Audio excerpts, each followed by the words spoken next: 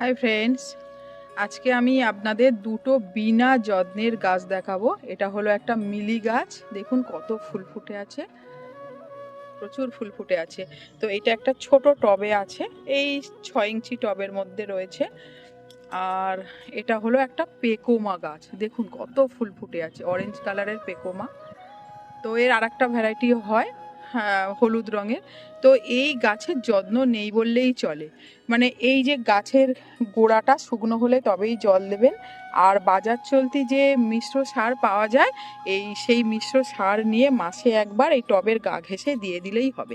আর তাও যদি না হয় তো কিচেন ওয়েস্ট, মানে কিচেনে যে সবজি ফলের খোসাগুলো বেরোয়, তো সেইগুলো একটা প্লাস্টিকে বেঁধে প্লাস্টিকের তলায় দু একটা ছিদ্র করে যদি এই গাছের গোড়ায় বসিয়ে দেওয়া হয়, তো তাতেও মানে গাছ অটোমেটিক পুষ্টি পাবে।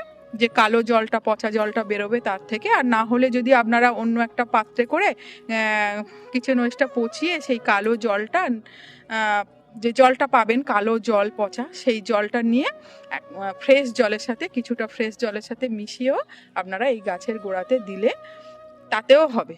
তো কিচেন ওয়েস্ট বা মিশ্র সার যেটাই দেন না কেন, এরকম সুন্দর ফুল পাবেন, দেখুন মন ভরে যাবে দেখলে। তো এইরকম ফুল পেতে এই গাছ আপনারা আপনাদের বাগানে আনতে পারেন। তো থ্যাংক ইউ, রাধে রাধে।